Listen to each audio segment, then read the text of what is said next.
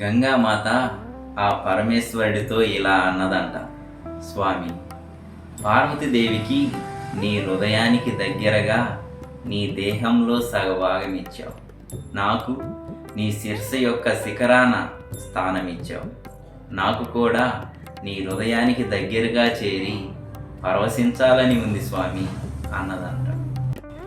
అప్పుడు పరమేశ్వరుడు, గంగా, ఈ సృష్టిలో కోట్లాది జీవరాశుల యొక్క గొంతు తడిపి ఈ సృష్టిలో ప్రకృతికి ప్రాణం పోస్తూ అణువణువు వెలసినావు నీవు.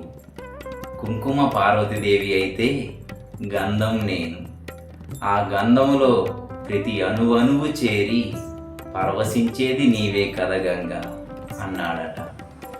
కుంకుమమ్మ అమ్మగా గంధమయ్య నానగా రంగరించే గంగగా మన నుదుటున బొట్టుగా.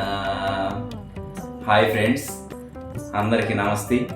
ఈ వీడియో కనుక మీకు నచ్చినట్టయితే please like, share, subscribe me.